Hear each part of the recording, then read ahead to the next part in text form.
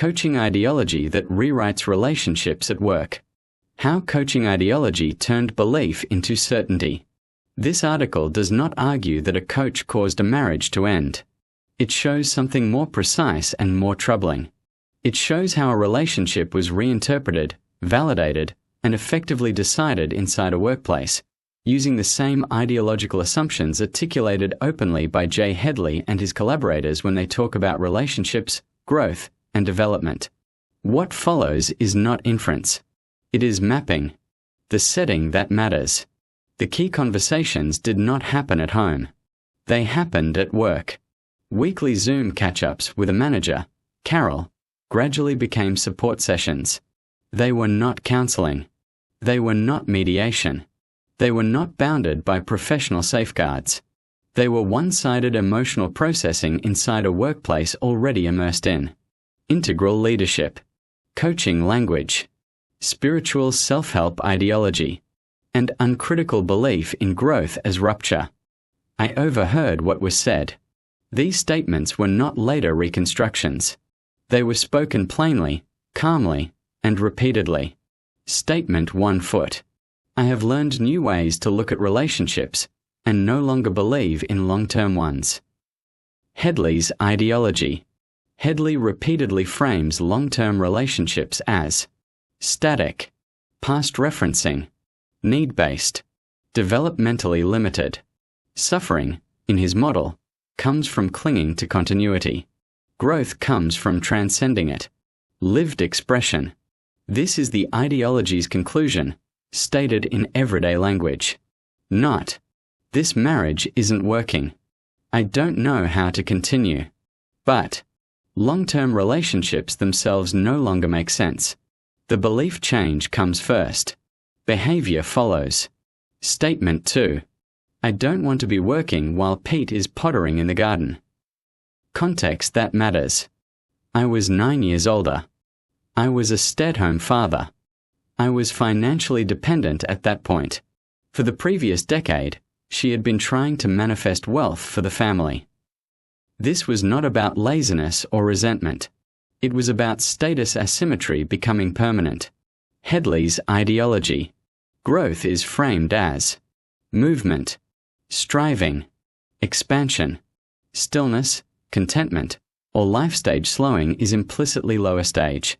Lived expression. Pottering becomes symbolic. It represents non-striving. Once productivity becomes moral worth, retirement reads as stagnation. The garden is not the issue.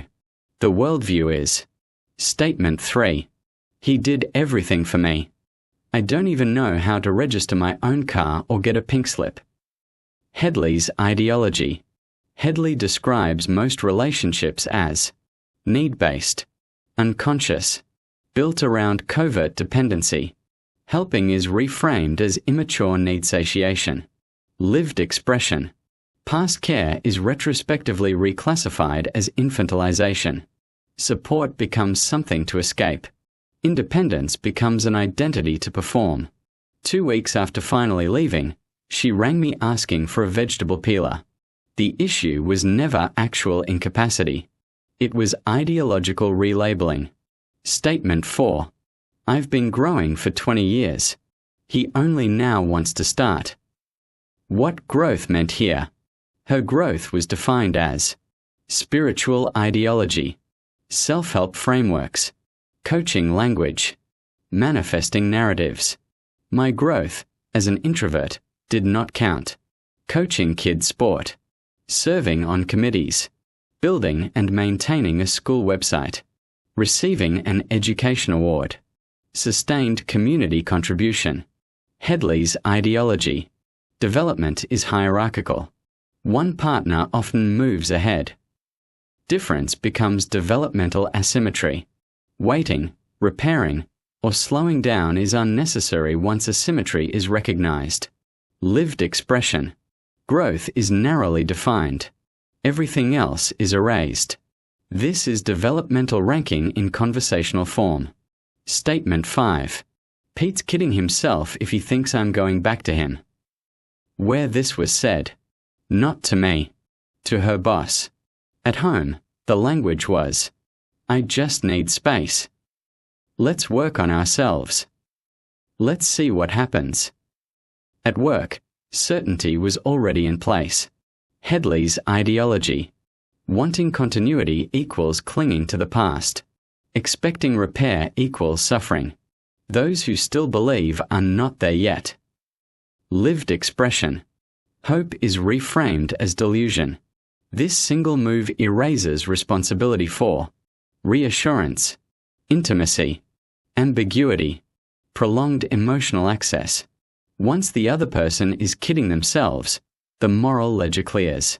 The workplace as the processing center. This did not happen alongside work. It happened inside it. Learning occurred at work. Coaching occurred through work. Language was rehearsed at work. The marriage was discussed at work. The outcome was validated at work. Counseling was never suggested. External help was never recommended. Support flowed. Scrutiny did not. I have written in detail elsewhere about the broader timeline of events and the personal impact of this period.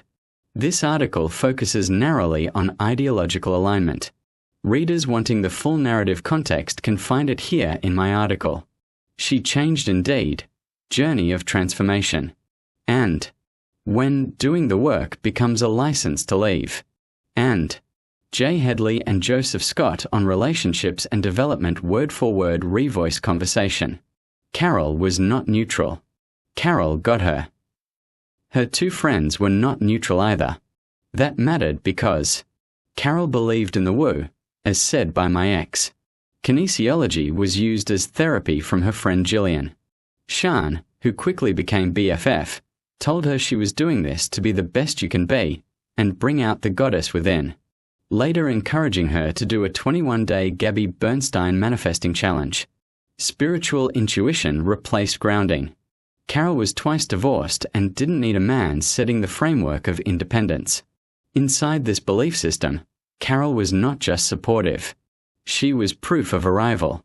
Sian and Jillian became the only external sources of support, even though their previous presence in her life was mostly online.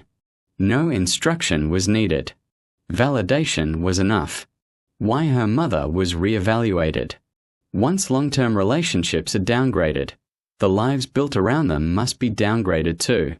Her mother's choice to remain a stay-at-home parent, even after the children left home, stopped being a valid life and became a failure of ambition. This is not personal resentment. It is ideological reclassification. The framework does not stop at partners. It rewrites family history. Why Hedley matters here. Not because he caused this. Because his ideology makes it intelligible, justified, and survivable for the person doing the leaving. He supplies the theory. This marriage shows the application. No villain required. No conspiracy needed.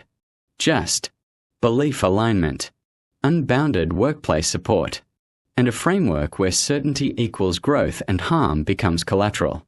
The conclusion that cannot be avoided. This marriage did not simply end. It was processed, reframed, validated, and decided inside a workplace that had quietly replaced counseling, accountability, and relational repair with ideology.